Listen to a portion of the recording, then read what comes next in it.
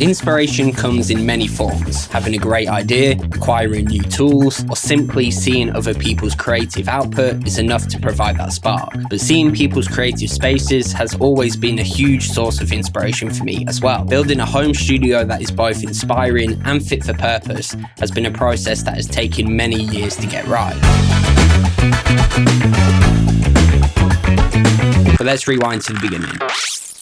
I've been making content on YouTube for over 10 years, and as a byproduct of that, building a creative space that is just perfect for my needs. At the heart of any great creative space is the desk setup, where you spend countless hours recording, crafting, and editing your videos, as well as the more mundane things like answering emails, so comfort is key. Until recently, I'd been using a hand-me-down office desk. I never liked the bleached wood look or the questionable comfort of the office chair, so I decided it was time to treat myself and build a desk setup with no limitations. After being cheap and running to IKEA to purchase one of their sit-stand desks, mainly due to the weight capacity they could handle, all seemed well, apart from the excessive wobble I was suffering even in the sitting position.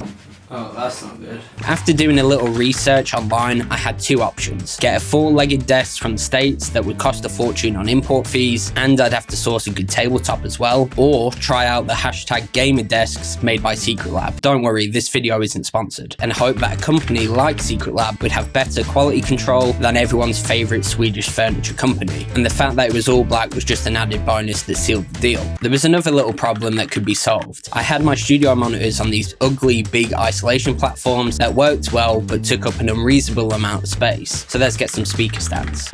£160 per stand. Nah, there's got to be a better way. Monitor riser.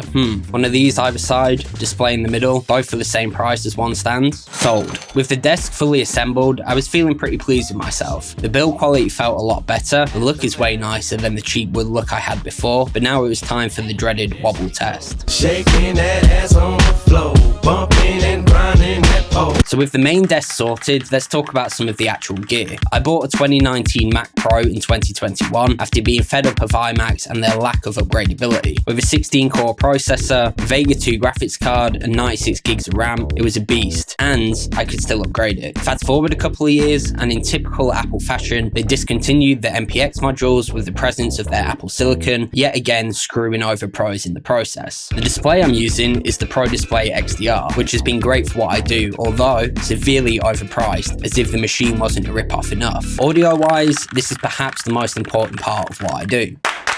For the past 6 years, I'd been using my trusty Adim A7X studio monitors, but again, it was time to treat myself. 3 words for you: treat yourself. I opted for the Genelec 8351B, a huge upgrade over what I'd been using previously, and with their in-room calibration software, allow me to get truly accurate performance without having to have a heavily treated room.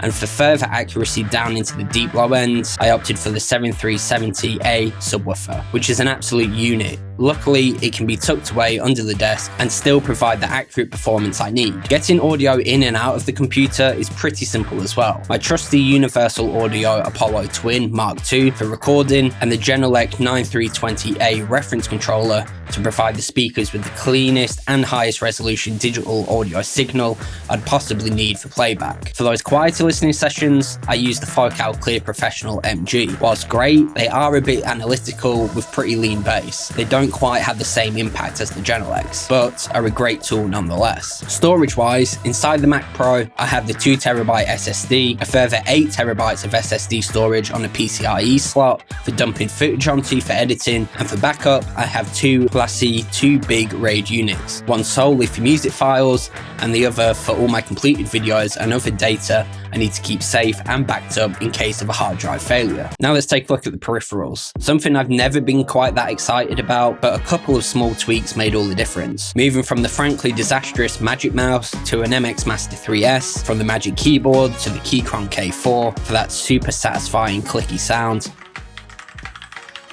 and replacing the Magic Trackpad with, well, nothing. It's still the best trackpad on the market. There was one key ingredient that I'd been overlooking this whole time, which is perhaps the most important: my cranky little office chair. I had a few options: spend over £1,000 on a Herman Miller, which are considered some of the best in the industry, or once again take a gamble on the #gamer Secret Lab chairs. I decided to opt for the Titan Evo in the dark grey fabric. I'd read a lot of negatives online about how stiff and hard the seat portion was, but considering I was coming from an office chair where the cushion was so worn out, I was basically sitting on wood, I wasn't too worried. And whilst the chair is pretty firm, it was never uncomfortable, and within a week had softened up even further. Removing the questionable armrest so I could actually work and play guitar in this chair was a must. Either side of the desk, I have a set of trotted metal drawers from IKEA to match the all black look of the desk setup and hide away the heaps and heaps of cables I have in my studio.